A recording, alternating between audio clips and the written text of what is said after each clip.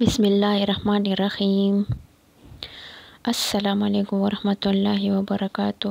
Please آپ Islamic دنیا channel کو لائک کیجیے، فالو کیجیے اور سبسکرائب کیجیے، شکریہ۔ سفیان بن عیینہ نے بیان کیا، ان سے عمرو بن دینار نے بیان کیا اور انہوں نے حضرت جابر بن عبداللہ رضی اللہ عنہ سے سنا۔ انہوں نے بیان کیا کہ ہم سے حضرت ابو سعید خدری رضی اللہ عنہ نے بیان کیا کہ رسول اللہ صلی اللہ علیہ وسلم نے فرمایا، ایک زمانہ آئے گا کہ اہل اسلام کی جماعتیں جہاد کریں گی، تو ان سے پوچھا جائے گا کہ کیا تمہارے ساتھ رسول اللہ صلی اللہ علیہ وسلم کے کوئی صحابی بھی ہیں؟ وہ کہیں گے کہ ہاں، تب ان کی فتح ہوگی۔ پھر ایک ایسا زمانہ آئے گا کہ مسلمانوں کی جماعتیں جہاد کریں گی، اور اس موقع پر یہ پوچھا جائے گا کہ کیا یہاں رسول اللہ صلی اللہ علیہ وسلم کے صحابی کی صحبت اٹھانے والے تابعی بھی موجود ہیں؟ جواب ہوگا کہ ہاں، اور ان کے ذریعے فتح کی دعا مانگی جائے گی۔ اس کے بعد ایک زمانہ ایسا آئے گا کہ مسلمانوں کی جماعتیں جہاد کریں گی، اور اس وقت سوال اٹھے گا کہ کیا یہاں کوئی بزرگ ایسے ہیں جو رسول اللہ صلی اللہ علیہ وسلم کے صحابہ رضی اللہ عنہم کے شاگردوں میں سے کسی بزرگ کی صحبت میں رہے ہوں؟ جواب ہوگا کہ ہاں ہیں، تو ان کے ذریعے فتح کی دعا مانگی جائے گی، پھر ان کی فتح ہوگی۔ صحیح بخاری حدیث نمبر 3649۔ شعبہ نے خبر دی، انہیں ابو جمرہ نے کہا، میں نے زہدم بن مضرب سے سنا، کہا کہ میں نے حضرت عمران بن حسین رضی اللہ عنہ سے سنا، انہوں نے کہا کہ رسول اللہ صلی اللہ علیہ وسلم نے فرمایا، میری امت کا سب سے بہترین زمانہ میرا زمانہ ہے، پھر ان لوگوں کا جو اس زمانے کے بعد آئیں گے، پھر ان لوگوں کا جو اس زمانے کے بعد آئیں گے۔ حضرت عمران رضی اللہ عنہ کہتے ہیں کہ مجھے یاد نہیں کیا حضرت صلی اللہ علیہ وسلم نے اپنے دور کے بعد 2 زمانوں کا ذکر کیا یا 3 کا۔ پھر آپ نے فرمایا کہ تمہارے بعد ایک ایسی قوم پیدا ہوگی جو بغیر کہے گواہی دینے کے لیے تیار ہو جایا کرے گی، اور ان میں خیانت اور چوری اتنی عام ہو جائے گی کہ ان پر کسی قسم کا بھروسہ باقی نہیں رہے گا، اور نظریں مانیں گے لیکن انہیں پورا نہیں کریں گے، حرام مال کھا کھا کر ان پر موٹاپا عام ہو جائے گا۔ صحیح بخاری حدیث نمبر 3650۔ سفیان ثوری نے بیان کیا، ان سے منصور نے، ان سے ابراہیم نے، ان سے عبیدہ بن قیس سلمانی نے، اور ان سے عبداللہ بن مسعود رضی اللہ عنہ نے کہ نبی کریم صلی اللہ علیہ وسلم نے فرمایا کہ بہترین زمانہ میرا زمانہ ہے، پھر ان لوگوں کا جو اس زمانے کے بعد آئیں گے، پھر ان لوگوں کا جو اس کے بعد آئیں گے، اور اس کے بعد ایک ایسی قوم پیدا ہوگی کہ گواہی دینے سے پہلے قسم ان کی زبان پر آ جایا کرے گی، اور قسم کھانے سے پہلے گواہی ان کی زبان پر آ جایا کرے گی۔ ابراہیم نے بیان کیا کہ جب ہم چھوٹے تھے تو گواہی اور عہد کے الفاظ زبان پر لانے کی وجہ سے ہمارے بڑے بزرگ ہم کو مارا کرتے تھے۔ صحیح بخاری حدیث نمبر 3651۔ اسرائیل نے بیان کیا، ان سے ابو اسحاق نے، اور ان سے حضرت برا رضی اللہ عنہ نے بیان کیا کہ حضرت ابو بکر رضی اللہ عنہ نے ان کے والد حضرت عازب رضی اللہ عنہ سے ایک پالان 13 درہم میں خریدا۔ پھر ابو بکر رضی اللہ عنہ نے عازب رضی اللہ عنہ سے کہا کہ برا، اپنے بیٹے سے کہو کہ وہ میرے یہ پالان اٹھا کر پہنچا دیں۔ اس پر حضرت عازب رضی اللہ عنہ نے کہا، یہ اس وقت تک نہیں ہو سکتا جب تک آپ وہ واقعہ بیان نہ کریں کہ آپ اور رسول اللہ صلی اللہ علیہ وسلم مکے سے ہجرت کرنے کے لیے کس طرح نکلے تھے، حالانکہ مشرکین آپ دونوں کو تلاش بھی کر رہے تھے۔ انہوں نے کہا کہ مکہ سے نکلنے کے بعد ہم رات بھر چلتے رہے اور دن میں بھی سفر جاری رکھا، لیکن جب دوپہر ہو گئی تو میں نے چاروں طرف نظر دوڑائی کہ کہیں کوئی سایہ نظر آ جائے تو ہم اس میں کچھ آرام کر سکیں۔ آخر ایک چٹان دکھائی دی اور میں نے اس کے پاس پہنچ کر دیکھا کہ سایہ ہے۔ پھر میں نے نبی کریم صلی اللہ علیہ وسلم کے لیے ایک فرش وہاں بچھا دیا اور عرض کیا کہ یا رسول اللہ صلی اللہ علیہ وسلم، آپ اب آرام فرمائیں۔ چنانچہ آپ لیٹ گئے، پھر میں چاروں طرف دیکھتا ہوا نکلا کہ کہیں لوگ ہماری تلاش میں نہ آئے ہوں۔ پھر مجھ کو بکریوں کا ایک چرواہا دکھائی دیا جو اپنی بکریاں ہانکتا ہوا اسی چٹان کی طرف آ رہا تھا، وہ بھی ہماری طرح سائے کی تلاش میں تھا۔ میں نے بڑھ کر اس سے پوچھا کہ لڑکے، تو کس کا غلام ہے؟ اس نے قریش کے ایک شخص کا نام لیا تو میں نے اسے پہچان لیا۔ پھر میں نے اس سے پوچھا، کیا تمہاری بکریوں میں دودھ ہے؟ اس نے کہا جی ہاں۔ میں نے کہا کیا تم دودھ دھو سکتے ہو؟ اس نے کہا کہ ہاں۔ چنانچہ میں نے اس سے کہا اور اس نے اپنے ریوڑ کی ایک بکری باندھ دی۔ پھر پھر میرے کہنے پر اس نے اس کے تھن کے غبار کو جھاڑا۔ اب میں نے کہا کہ اپنا ہاتھ بھی جھاڑ لے۔ اس نے یوں اپنا ایک ہاتھ دوسرے پر مارا اور میرے لیے تھوڑا سا دودھ دوہا۔ حضرت صلی اللہ علیہ وسلم کے لیے ایک برتن میں نے پہلے ہی سے ساتھ لے لیا تھا اور اس کے منہ کو کپڑے سے بند کر دیا تھا۔ اس میں ٹھنڈا پانی تھا۔ پھر میں نے دودھ پر وہ پانی ٹھنڈا کرنے کے لیے ڈالا، اتنا کہ وہ نیچے تک ٹھنڈا ہو گیا، تو اسے آپ کی خدمت میں لے کر حاضر ہوا۔ آپ بھی بیدار ہو چکے تھے۔ میں نے عرض کیا دودھ پی لیجئے۔ آپ نے اتنا پیا کہ مجھے خوشی حاصل ہو گئی۔ پھر میں نے عرض کیا کہ اب کوچ کا وقت ہو گیا ہے یا رسول اللہ۔ آپ نے فرمایا ہاں ٹھیک ہے چلو۔ چنانچہ ہم آگے بڑھے اور مکہ والے ہماری تلاش میں تھے، لیکن سراقہ بن مالک بن جاشم کے سوا ہم کو کسی نے نہیں پایا۔ وہ اپنے گھوڑے پر سوار تھا۔ میں نے اسے دیکھتے ہی کہا کہ یا رسول اللہ، ہمارا پیچھا کرنے والا دشمن ہمارے قریب آ پہنچا ہے۔ حضرت صلی اللہ علیہ وسلم نے فرمایا فکر نہ کرو، اللہ تعالی ہمارے ساتھ ہے۔ صحیح بخاری حدیث نمبر 3652۔ ابو بکر بن عیاش نے بیان کیا، ان سے ابو حسین عثمان بن عاصم نے، ان سے سعید بن جبیر نے اور ان سے ابن عباس رضی اللہ عنہ نے آیت وَجَعَلْنَاكُمْ شُعُوبًا وَقَبَائِلَ کے متعلق فرمایا کہ شعوب بڑے قبیلوں کے معنی میں ہے اور قبائل سے کسی بڑے قبیلے کی شاخیں مراد ہیں۔ صحیح بخاری حدیث نمبر 3489۔ سعید بن ابی سعید نے بیان کیا، ان سے ان کے باپ نے اور ان سے حضرت ابو ہریرہ رضی اللہ عنہ نے بیان کیا کہ ایک مرتبہ پوچھا گیا یا رسول اللہ سب سے زیادہ شریف کون ہے؟ حضرت صلی اللہ علیہ وسلم نے فرمایا کہ جو سب سے زیادہ پرہیزگار ہو۔ صحابہ رضی اللہ عنہم نے عرض کیا کہ ہمارا سوال اس کے بارے میں نہیں۔ اس پر آپ نے فرمایا کہ پھر نسب کی روح سے اللہ کے نبی یوسف علیہ السلام سب سے زیادہ شریف تھے۔ صحیح بخاری حدیث نمبر 3490۔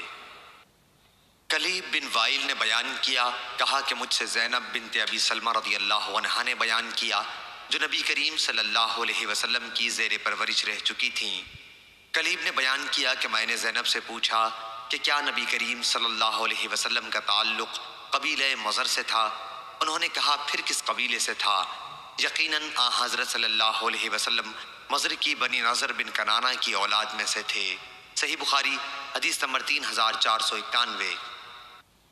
کلیب نے بیان کیا اور ان سے ربیبہ نبی کریم صلی اللہ علیہ وسلم نے، میرا خیال ہے کہ ان سے مراد زینب بنت ابی سلمہ رضی اللہ عنہا ہیں۔ انہوں نے بیان کیا کہ نبی کریم صلی اللہ علیہ وسلم نے دبا، حنتم، مقیر اور مزفت کے استعمال سے منع فرمایا تھا، اور میں نے ان سے پوچھا تھا کہ آپ مجھے بتائیے کیا حضرت صلی اللہ علیہ وسلم کا تعلق کس قبیلے سے تھا؟ کیا واقعی آپ کا تعلق مضر سے تھا؟ انہوں نے کہا کہ پھر اور کس سے ہو سکتا ہے؟ یقیناً آپ کا تعلق اسی قبیلے سے تھا اور آپ نضر بن کنانہ کی اولاد میں سے تھے۔ صحیح بخاری حدیث نمبر 3492۔ جریر نے خبر دی، انہیں عمارہ نے، انہیں ابو زرع نے اور ان سے ابو ہریرہ رضی اللہ عنہ نے بیان کیا کہ نبی کریم صلی اللہ علیہ وسلم نے فرمایا تم انسانوں کو کان کی طرح پاؤ گے بھلائی اور برائی میں۔ جو لوگ جاہلیت کے زمانے میں بہتر اور اچھی صفات کے مالک تھے وہ اسلام لانے کے بعد بھی بہتر اور اچھی صفات والے ہیں، بشرطے کہ وہ دین کا علم بھی حاصل کریں، اور حکومت اور سرداری کے لائق اس کو پاؤ گے جو حکومت اور سرداری کو بہت ناپسند کرتا ہو۔ صحیح بخاری حدیث نمبر 3493۔ اور آدمیوں میں سب سے برا اس کو پاؤ گے جو دروخہ، دوغلا ہو، ان لوگوں میں ایک منہ لے کر آئے، دوسروں میں دوسرا منہ۔ صحیح بخاری حدیث نمبر 3494۔ مغیرہ بن عبد الرحمن نے بیان کیا، ان سے ابو زناد نے، ان سے اعرج نے اور ان سے ابو ہریرہ رضی اللہ عنہ نے کہ نبی کریم صلی اللہ علیہ وسلم نے فرمایا اس خلافت کے معاملے میں لوگ قریش کے تابع ہیں، عام مسلمان قریشی مسلمانوں کے تابع ہیں، جس طرح ان کے عام کفار قریشی کفار کے تابع رہتے چلے آئے ہیں۔ صحیح بخاری حدیث نمبر 3495۔ اور انسانوں کی مثال کان کی طرح ہے، جو لوگ جاہلیت کے دور میں شریف تھے وہ اسلام لانے کے بعد بھی شریف ہیں، جبکہ انہوں نے دین کی سمجھ بھی حاصل کی ہو۔ تم دیکھو گے کہ بہترین اور لائق وہی ثابت ہوں گے جو خلافت و امارت کے عہدے کو بہت زیادہ ناپسند کرتے رہے ہوں، جہاں تک کہ وہ اس میں گرفتار ہو جائیں۔ صحیح بخاری حدیث نمبر 3496۔ عبد الملک نے بیان کیا، ان سے طاؤس نے، ان سے حضرت عبداللہ بن عباس رضی اللہ عنہ نے بیان کیا، الا المودۃ فی القربى کے متعلق طاؤس نے بیان کیا کہ قریش کی کوئی شاخ ایسی نہیں تھی جس میں حضرت صلی اللہ علیہ وسلم کی قرابت نہ رہی ہو، اور اسی وجہ سے یہ آیت نازل ہوئی تھی کہ میرا مطالبہ صرف یہ ہے کہ تم لوگ میری اور اپنی قرابت داری کا لحاظ کرو۔ صحیح بخاری حدیث نمبر 3497۔ سفیان بن عینہ نے بیان کیا، ان سے اسماعیل نے، ان سے قیس نے، اور ان سے ابو مسعود رضی اللہ عنہ نے بیان کیا، اور انہوں نے نبی کریم صلی اللہ علیہ وسلم سے روایت کیا کہ آپ نے فرمایا، اسی طرف سے فتنے اٹھیں گے، یعنی مشرق سے، اور بے وفائی اور سخت دلی ان لوگوں میں ہے جو اونٹوں اور گایوں کی دم کے پاس چلاتے رہتے ہیں، یعنی ربیعہ اور مضر کے لوگوں میں۔ صحیح بخاری حدیث نمبر 3498۔ ابو سلمہ بن عبد الرحمن نے خبر دی، اور ان سے ابو ہریرہ رضی اللہ عنہ نے بیان کیا کہ میں نے نبی کریم صلی اللہ علیہ وسلم سے سنا، آپ فرما رہے تھے کہ فخر اور تکبر ان چیخنے اور شور مچانے والے اونٹ والوں میں ہے، اور بکری چرانے والوں میں نرم دلی اور ملائمت ہوتی ہے، اور ایمان تو یمن میں ہے، اور حکمت حدیث بھی یمنی ہے۔ ابو عبداللہ یعنی امام بخاری رحمہ اللہ نے کہا کہ یمن کا نام یمن اس لیے ہوا کہ یہ کعبے کے دائیں جانب ہے، اور شام کو شام اس لیے کہتے ہیں کہ یہ کعبے کے بائیں جانب ہے۔ المشامہ بائیں جانب کو کہتے ہیں، بائیں ہاتھ کو الشومی کہتے ہیں، اور بائیں جانب کو الاشام کہتے ہیں۔ صحیح بخاری حدیث نمبر 3499۔ عبد الرزاق نے بیان کیا، ان سے معمر نے، ان سے حمام نے، اور ان سے حضرت ابو ہریرہ رضی اللہ عنہ نے کہ نبی کریم صلی اللہ علیہ وسلم نے فرمایا، اللہ پاک نے آدم علیہ السلام کو پیدا کیا تو ان کو 60 ہاتھ لمبا بنایا، پھر فرمایا کہ جا اور ان ملائکہ کو سلام کر، دیکھنا کن لفظوں میں وہ تمہارے سلام کا جواب دیتے ہیں، کیونکہ وہی تمہارا اور تمہاری اولاد کا طریقہ سلام ہوگا۔ آدم علیہ السلام گئے اور کہا، السلام علیکم۔ فرشتوں نے جواب دیا، السلام علیکہ ورحمۃ اللہ۔ انہوں نے ورحمۃ اللہ کا جملہ بڑھا دیا۔ پس جو کوئی بھی جنت میں داخل ہوگا وہ آدم علیہ السلام کی شکل اور قامت پر داخل ہوگا۔ آدم علیہ السلام کے بعد انسانوں میں اب تک قد چھوٹے ہوتے رہے۔ صحیح بخاری حدیث نمبر 3326۔ جریر نے بیان کیا، ان سے عمارہ نے، ان سے ابو زرع نے، اور ان سے حضرت ابو ہریرہ رضی اللہ عنہ نے کہ رسول اللہ صلی اللہ علیہ وسلم نے فرمایا، سب سے پہلا گروہ جو جنت میں داخل ہوگا ان کی صورتیں ایسی روشن ہوں گی جیسے 14ویں کا چاند روشن ہوتا ہے۔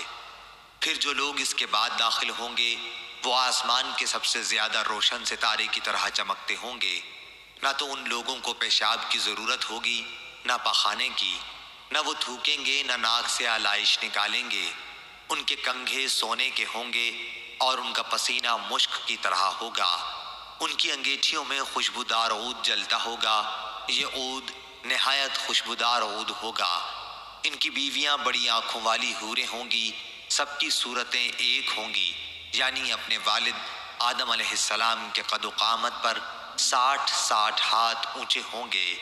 صحیح بخاری حدیث نمبر 3327۔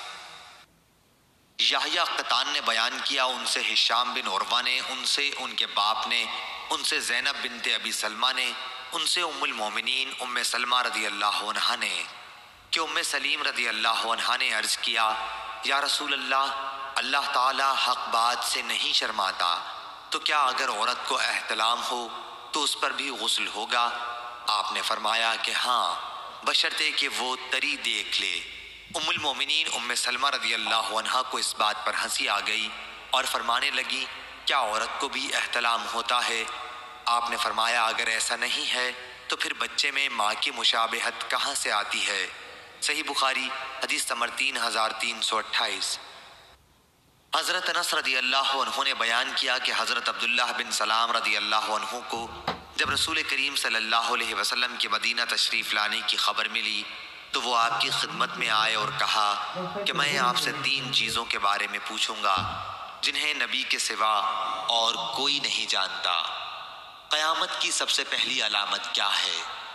وہ کون سا کھانا ہے جو سب سے پہلے جنتیوں کو کھانے کے لیے دیا جائے گا؟ اور کس چیز کی وجہ سے بچہ اپنے باپ کے مشابہ ہوتا ہے؟ آپ صلی اللہ علیہ وسلم نے فرمایا کہ جبرائیل علیہ السلام نے ابھی مجھے آ کر اس کی خبر دی ہے۔ اس پر حضرت عبداللہ نے کہا، ملائکہ میں تو یہی یہودیوں کے دشمن ہیں۔ حضرت صلی اللہ علیہ وسلم نے فرمایا، قیامت کی سب سے پہلی علامت ایک آگ کی صورت میں ظاہر ہوگی جو لوگوں کو مشرق سے مغرب کی طرف ہانک لے جائے گی۔ سب سے پہلا کھانا جو اہل جنت کی دعوت کے لیے پیش کیا جائے گا وہ مچھلی کی کلیجی پر جو ٹکڑا لٹکا رہتا ہے وہ ہوگا۔ اور بچے کی مشابہت کا جہاں تک تعلق ہے تو جب مرد عورت کے قریب جاتا ہے اس وقت اگر مرد کی منی پہل کر جاتی ہے تو بچہ اسی کی شکل و صورت پر ہوتا ہے، اگر عورت کی منی پہل کر جائے تو پھر بچہ عورت کی شکل و صورت پر ہوتا ہے۔ یہ سن کر حضرت عبداللہ بن سلام بول اٹھے، میں گواہی دیتا ہوں کہ آپ اللہ کے رسول ہیں۔ پھر عرض کیا، یا رسول اللہ، یہود انتہا کی جھوٹی قوم ہے، اگر آپ کے دریافت کرنے سے پہلے میرے اسلام قبول کرنے کے بارے میں انہیں علم ہو گیا تو آپ صلی اللہ علیہ وسلم کے سامنے مجھ پر ہر طرح کی تہمتیں دھرنی شروع کر دیں گے۔ چنانچہ کچھ یہودی آئے اور حضرت عبداللہ رضی اللہ عنہ گھر کے اندر چھپ کر بیٹھ گئے۔ حضرت صلی اللہ علیہ وسلم نے ان سے پوچھا، تم لوگوں میں عبداللہ بن سلام کون صاحب ہیں؟ سارے یہودی کہنے لگے، وہ ہم میں سب سے بڑے عالم اور سب سے بڑے عالم کے صاحبزادے ہیں، ہم میں سب سے زیادہ بہتر اور ہم میں سب سے بہتر کے صاحبزادے ہیں۔ حضرت صلی اللہ علیہ وسلم نے ان سے فرمایا، اگر عبداللہ مسلمان ہو جائیں تو پھر تمہارا کیا خیال ہوگا؟ انہوں نے کہا، اللہ تعالیٰ انہیں اس سے محفوظ رکھے۔ اتنے میں حضرت عبداللہ رضی اللہ عنہ باہر تشریف لائے اور کہا، میں گواہی دیتا ہوں کہ اللہ کے سوا اور کوئی معبود نہیں، اور گواہی دیتا ہوں کہ محمد اللہ کے سچے رسول ہیں۔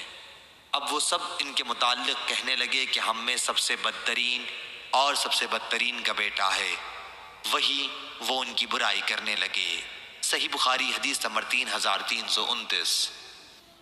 معمر نے خبر دی انہیں حمام نے اور انہیں حضرت ابو ہریرہ رضی اللہ عنہ نے، انہوں نے نبی کریم صلی اللہ علیہ وسلم سے روایت کیا، عبد الرزاق کی روایت کی طرح، کہ اگر قوم بنی اسرائیل نہ ہوتی تو گوشت نہ سڑا کرتا، اور اگر حوا نہ ہوتی تو عورت اپنے شوہر سے دغا نہ کرتی۔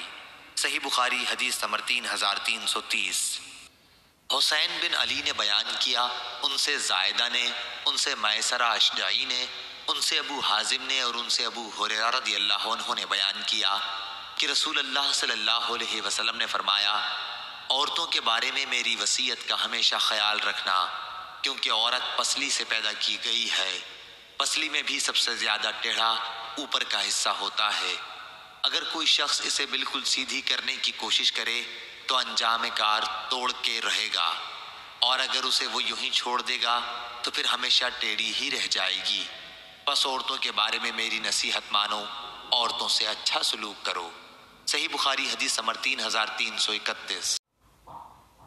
زید بن وہب نے بیان کیا، کہا ہم سے عبداللہ بن مسعود رضی اللہ عنہ نے بیان کیا کہ نبی کریم صلی اللہ علیہ وسلم نے بیان فرمایا، اور آپ سچوں کے سچے تھے کہ انسان کی پیدائش اس کی ماں کے پیٹ میں پہلے 40 دن تک پوری کی جاتی ہے، پھر وہ اتنے ہی دنوں تک علقہ یعنی غلیظ اور جامد خون کی صورت میں رہتا ہے، پھر اتنے ہی دنوں کے لیے مضغہ گوشت کا لوتھڑا کی شکل اختیار کر لیتا ہے، پھر چوتھے چلے میں اللہ تعالیٰ ایک فرشتے کو 4 باتوں کا حکم دے کر بھیجتا ہے، پس وہ فرشتہ اس کے عمل، اس کی مدت زندگی، روزی اور یہ کہ وہ نیک ہے یا بد کو لکھ لیتا ہے۔ اس کے بعد اس میں روح پھونکی جاتی ہے، پس انسان زندگی بھر دوزخیوں کے کام کرتا رہتا ہے، اور جب اس کے اور دوزخ کے درمیان صرف 1 ہاتھ کا فاصلہ رہ جاتا ہے تو اس کی تقدیر سامنے آتی ہے، اور وہ جنتیوں کے کام کرنے لگتا ہے اور جنت میں چلا جاتا۔ اسی طرح ایک شخص جنتیوں کے کام کرتا رہتا ہے، اور جب اس کے اور جنت کے درمیان صرف 1 ہاتھ کا فاصلہ رہ جاتا ہے تو اس کی تقدیر سامنے آتی ہے، اور وہ دوزخیوں کے کام شروع کر دیتا ہے اور دوزخ میں چلا جاتا ہے۔ صحیح بخاری حدیث نمبر 3332۔ حماد بن زید نے بیان کیا، ان سے عبید اللہ بن ابی بکر بن انس نے، اور ان سے انس بن مالک رضی اللہ عنہ نے بیان کیا کہ نبی کریم صلی اللہ علیہ وسلم نے فرمایا، اللہ تعالیٰ نے ماں کے رحم کے لیے ایک فرشتہ مقرر کر رکھا ہے۔ وہ فرشتہ عرض کرتا ہے، اے رب یہ نطفہ ہے، اے رب یہ مضغہ ہے، اے رب یہ علقہ ہے۔ پھر جب اللہ تعالیٰ اسے پیدا کرنے کا ارادہ کرتا ہے تو فرشتہ پوچھتا ہے، اے رب یہ مرد ہے یا یہ عورت ہے، اے رب یہ بد ہے یا نیک، اس کی روزی کیا ہے اور مدت زندگی کتنی ہے؟ چنانچہ اسی کے مطابق ماں کے پیٹ ہی میں سب کچھ فرشتہ لکھ لیتا ہے۔ صحیح بخاری حدیث نمبر 3333۔ شعبہ نے بیان کیا، ان سے ابو عمران جونی نے اور ان سے حضرت انس رضی اللہ عنہ نے نبی کریم صلی اللہ علیہ وسلم سے کہ اللہ تعالیٰ قیامت کے دن اس شخص سے پوچھے گا جسے دوزخ کا سب سے ہلکا عذاب کیا گیا ہوگا، اگر دنیا میں تمہاری کوئی چیز ہوتی تو کیا اس عذاب سے نجات پانے کے لیے اسے بدلے میں دے سکتا تھا؟ وہ شخص کہے گا کہ جی ہاں۔ اس پر اللہ تعالیٰ فرمائے گا کہ جب تو آدم کی پیٹھ میں تھا تو میں نے تجھ سے اس سے بھی معمولی چیز کا مطالبہ کیا تھا، روز ازل میں، کہ میرا کسی کو بھی شریک نہ ٹھہرانا، لیکن جب تو دنیا میں آیا تو اسی شرک کا عمل اختیار کیا۔ صحیح بخاری حدیث نمبر 3334۔